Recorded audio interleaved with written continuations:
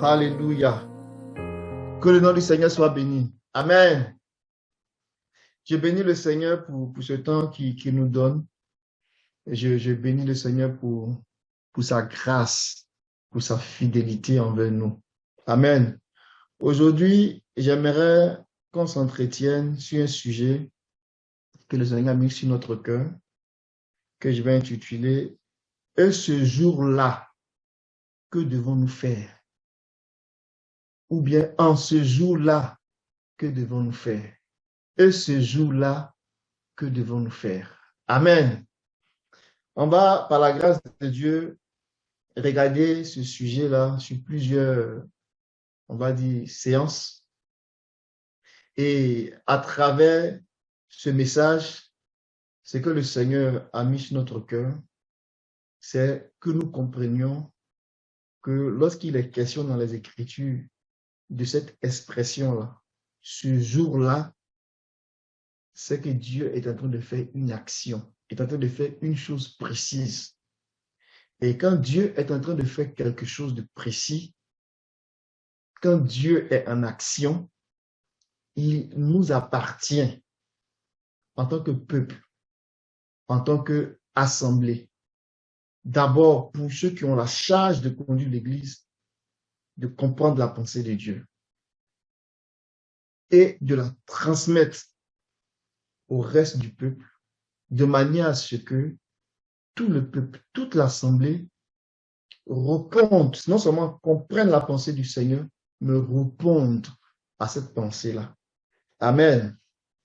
Donc, je prie que ceux qui sont loin de nous, en dehors de Québec, quelque part dispersés, qu'ils comprennent le message de ce temps que le Seigneur est en train de nous donner. Amen. Je vais m'appuyer sur le livre de Actes, chapitre 1. On va faire la lecture des premiers versets jusqu'au verset 8. Ça sera le verset qui va nous permettre de rentrer dans ce sujet-là que j'ai intitulé « Et ce jour-là, que devons-nous faire ?» Amen. Que le Seigneur soit béni. Donc, je vais solliciter mon frère Amen. Amen. On va faire la lecture. Acte 1 à partir du verset 1. Amen. Cher Théophile, dans mon premier livre, j'ai exposé tout ce que Jésus a commencé de faire et d'enseigner jusqu'au jour où il fut enlevé au ciel après avoir donné par le Saint-Esprit ses instructions à ceux qui s'étaient choisis comme apôtres. Après sa mort, il se présenta à eux vivants et leur donna des preuves nombreuses de sa résurrection. Il leur apparut pendant 40 jours et leur parla du règne de Dieu.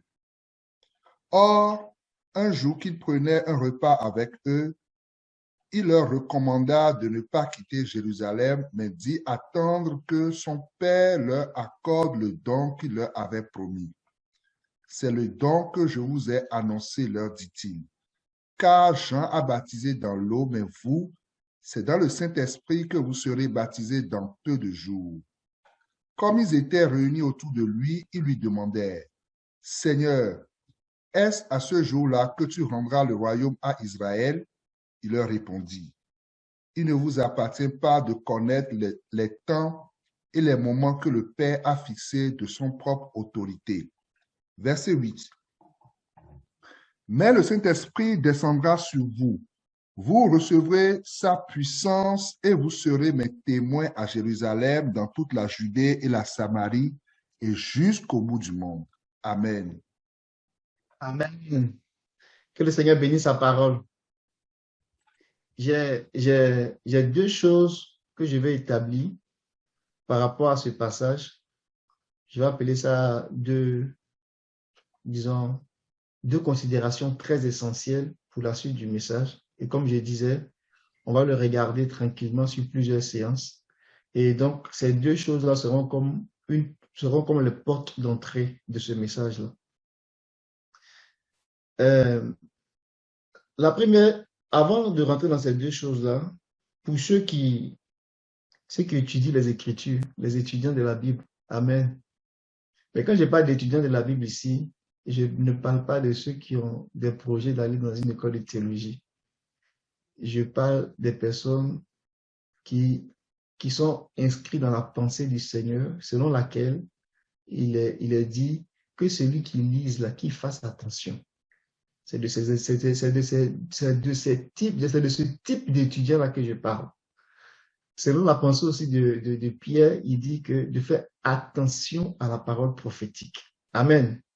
Donc, pour ceux qui sont des étudiants des Écritures, qui font attention à la parole prophétique, je veux qu'on regarde, tu peux afficher mon frère, s'il te plaît, le verset, le verset 7, qu'on regarde quelque chose de fondamental. Donc, je vais aller tout doucement, tranquillement. Peut-être que je vais déborder un peu, mais pardonnez-moi, ça sera peut-être maximum 15 minutes. Donc, je prépare votre esprit pour ça. Le verset 7, regardez ce qu'il a écrit. Il a dit, il leur répondit, ce n'est pas à vous de connaître les temps ou les moments que le Père a fixés de sa propre autorité, de sa propre exousia. Amen. On va regarder le mot temps et les mots temps et moment. Le frère est habitué maintenant. Quand on dit ça, il va dire dans Strong. Ça va nous faire ressortir, ce n'est pas seulement des concepts qu'il faut savoir, mais on a besoin de comprendre ça pour connaître les choses de Dieu. Dans le mot temps ici, vous voyez que, il y a deux mots dans le temps, c'est traduit ici en grec chrono ou chronos, bon, ça dépend de comment on prononce. Amen. Et là où c'est mis moment, dans certaines versions, c'est traduit par saison. Donc, on va dire, il ne vous appartient pas de connaître le temps ou les saisons, ou le temps et les saisons. Donc, le premier temps ici, qui est lié au mot grec chronos, lui fait allusion en fait à la succession du temps, des moments, on va dire, à la succession du temps, le parcours du temps, si je peux dire ça comme ça. Il a un lien avec la manière dont un temps succède à un autre. Donc, il y a comme ici un mouvement. Pour faire ça très simple, là, dans la journée, là, on voit le temps passer. On a 24 heures. Quand on se lève, il y a des moments que si tu n'as pas pu faire quelque chose, qu'il est 8 heures, après 8 heures, quand il est passé 9 heures, tu ne peux plus revenir à 8 heures. Parce que le temps s'est écoulé. C'est un peu comme le sablier, là. Le temps s'écoule. Donc, le temps chronos, là, c'est un temps c'était une succession de moments. Lui, là, quand il est perdu, il est vraiment perdu. Ce que tu as perdu ce matin, ce que tu as perdu hier, tu ne peux plus le rattraper. C'est ce temps-là qui permet, par exemple, de comptabiliser les âges, de voir un peu la durée de quelque chose, de mesurer en fait. Donc, ce temps-là, il mesure les moments. C'est pour cela que j'ouvre une parenthèse ici. Dans la vie, selon le monde, ils vont dire que le temps, c'est de l'argent. Parce que quand le temps est en train de s'écouler, ils voient l'argent en train de partir. Et là, ils ont les yeux rouges. Ils vont se lever très tôt le matin. Ils vont courir à gauche, à droite, travailler dur. Parce que pour eux, ils ont compris que le temps, c'est de l'argent. C'est une pseudo-vérité. Ça veut dire que ce n'est pas tout à fait vrai. C'est un mensonge du dragon pour amener les gens à adorer le Dieu de Mammon. Que Dieu nous préserve de cela. Mais pour nous qui connaissons le Seigneur, nous ne dirons pas que le temps, c'est de l'argent. Mais nous dirons plutôt qu'il faut racheter le temps. Il faut manger le temps. Il faut courir après le temps. Pourquoi? Pour chercher à connaître Dieu, à découvrir les vérités, les principes de vie du royaume, pour que nous puissions vivre. Amen. Donc, nous, on ne court pas après le temps, parce que le temps, c'est de l'argent, mais on court après le temps. On rachète le temps, parce qu'avec le temps, on mange la vie. on découvre le principe de vie et on grandit dans le Seigneur. Amen. Je ferme cette parenthèse-là et je reviens à mon point. Le second point que je voulais amener, c'était le mot qui, kairos, voilà, c'est ça, kairos, qui lui, il désigne en fait la saison. Il désigne un temps d'opportunité, il désigne un moment, il désigne un temps favorable. Il désigne une période de temps. Donc lui, on n'est pas, quand on parle de saison, on n'est pas dans la comptabilité des moments. On est dans l'opportunité, on est dans la saison, on est dans une fenêtre d'opportunité. Amen. Ça, c'était pour les étudiants de la Bible. Quand ils lisent, ils doivent faire attention. On peut peut-être aller lire 1 Thessaloniciens chapitre 5, le verset 1. L'apôtre Paul, il fait allusion aussi à ça quand il parlait aux Thessaloniciens en ce qui concerne le jour du Seigneur. Pour ce qui est des temps et des moments, vous n'avez pas besoin, frères, qu'on vous en écrive. Amen. Pour ce qui est des temps et des moments, on ne va pas le regarder dans le stone, mais c'est le même esprit ici. Pour ce qui est du chronos ou du kairos, vous n'avez pas besoin, frère, qu'on vous en écrive. Mais les temps et les moments sont en lien avec l'œuvre de Dieu. Mais si on revient à notre verset, notre passage de base qui est dans Actes, on a vu que le contexte ici, c'était dans la période après la résurrection, jusqu'au moment où le Seigneur a été enlevé. Il y a eu comme une période au cours de laquelle ils ont été vraiment instruits au sujet du royaume. Le Seigneur les a instruits au sujet du royaume. Pourquoi? Parce que tout son message tourne autour du royaume. Le royaume, c'est le règne de Dieu. Le règne de Dieu à venir. Le règne de Dieu qui devait s'établir sur la terre. Donc, il a enseigné beaucoup à ce sujet-là. Et au verset 7, pendant que le Seigneur leur parlait, les disciples vont lui dire, mais est-ce que c'est en ce moment-là que tu veux rétablir toutes choses? Le Seigneur il a dit au verset 7 que ce n'est pas à vous de connaître les temps et les saisons que le Père a fixé de sa propre autorité. Amen. Mais vous allez recevoir le Saint-Esprit, la puissance de Dieu, et vous serez mes témoins. Amen. On a comme l'impression que le verset 7 et le verset 8, il n'y a pas trop de liens. J'ai dit tantôt que je vais établir deux vérités avant d'aller plus loin dans le message.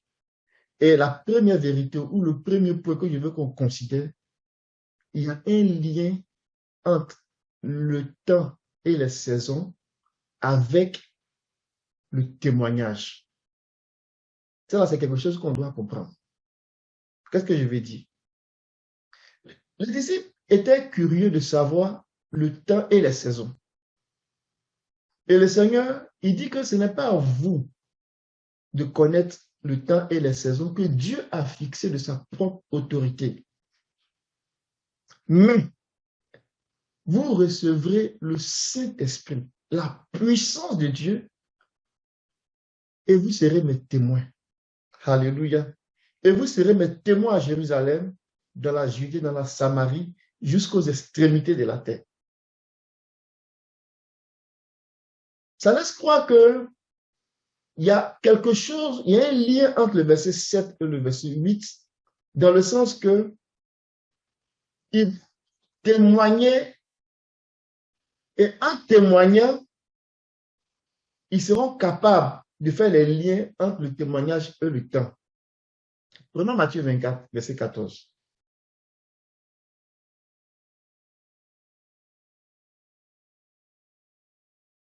Il dit que dans Matthieu 24, verset 14, il dit la bonne nouvelle du royaume sera prêchée dans le monde entier pour servir de témoignage à toutes les nations. Alors viendra la fin. La fin ici, là, c'est lié à une période. c'est lié à un moment, c'est lié à un temps, c'est lié à une saison. Lorsque le témoignage va atteindre les nations, lorsque le témoignage va atteindre les nations, alors viendra la fin.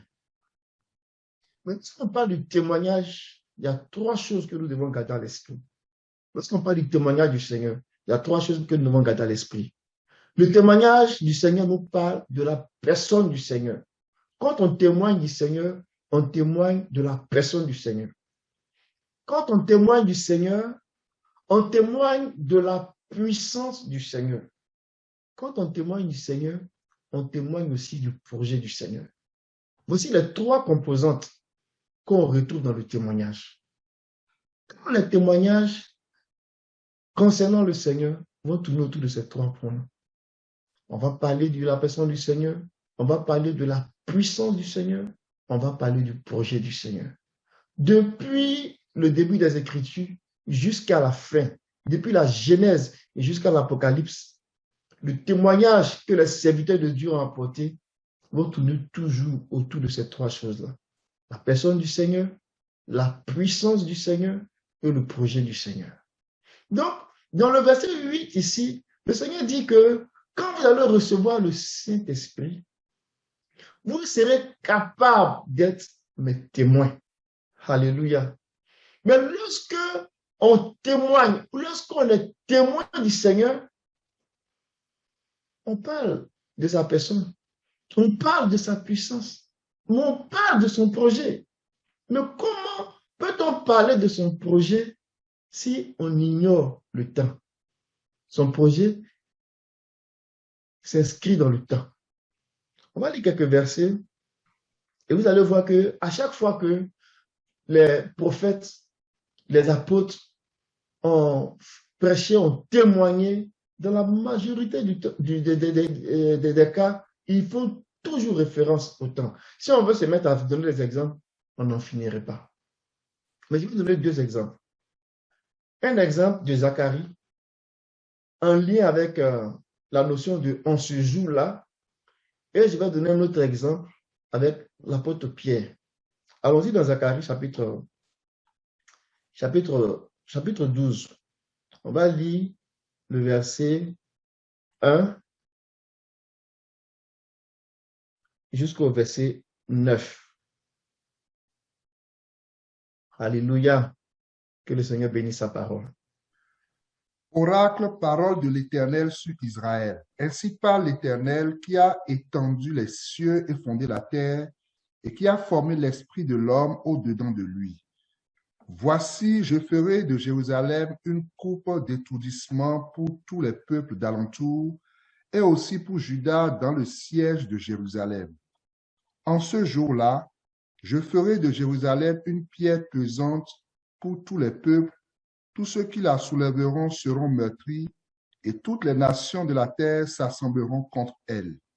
Amen, on peut s'arrêter là. Regardez ici, un instant, s'il te plaît, mon frère.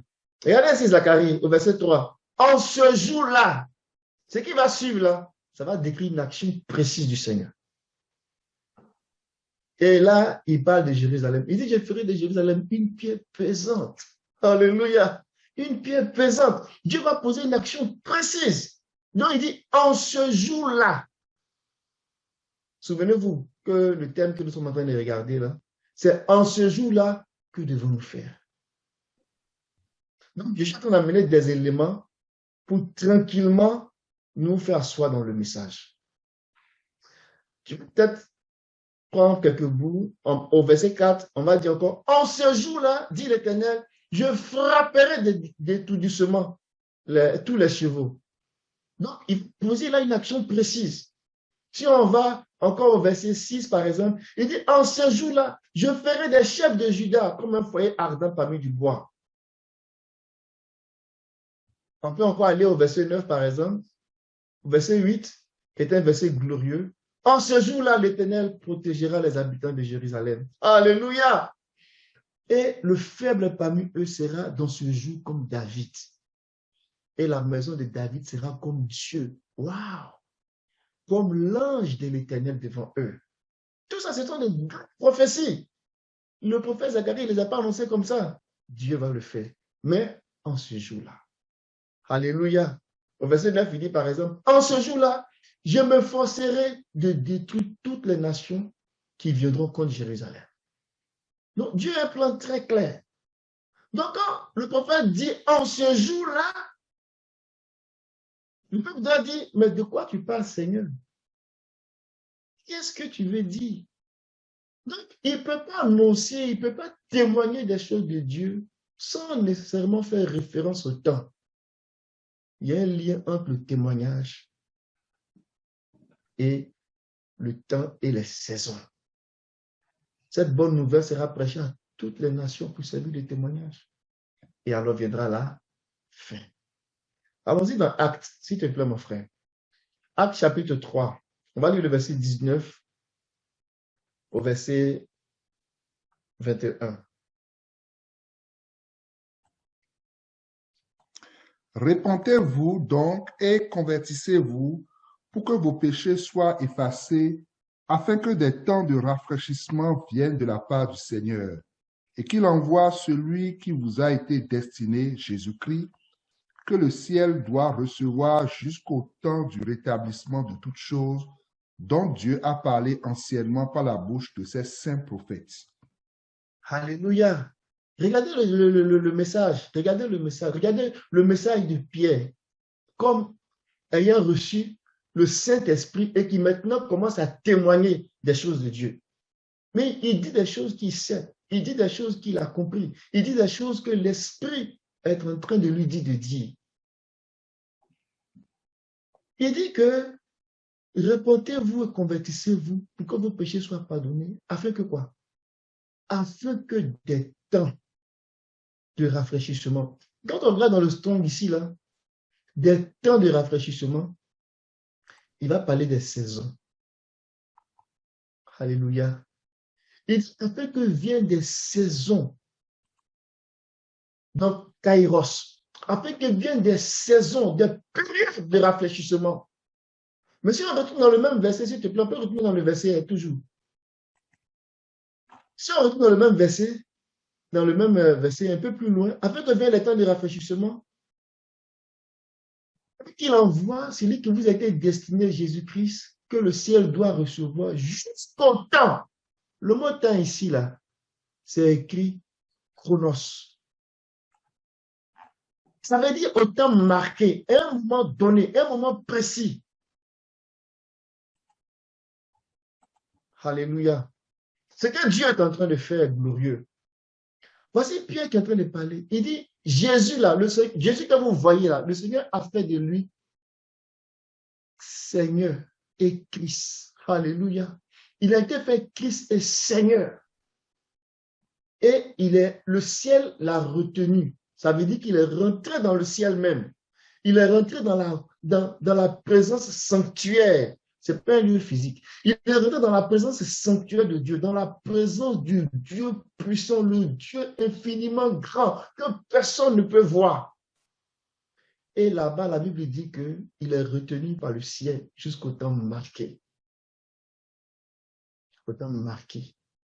Et il viendra pour continuer et accomplir les choses qu'il a commencé de faire. Amen. Donc, on voit ici qu'il y a un lien entre le témoignage et les temps et les saisons. Donc, on ne peut pas témoigner si on n'a pas la notion du chronos et du kairos. Ça, là, c'est vraiment important. On ne peut pas témoigner des choses de Dieu. On ne peut pas parler des choses que Dieu est en train de faire. On ne peut pas dire en ce jour-là, Dieu est en train de faire une action précise et qu'on ignore le chronos et le kairos. C'est-à-dire le temps marqué et la saison. Ça, c'est la première chose que je veux qu'on garde à l'esprit. Amen.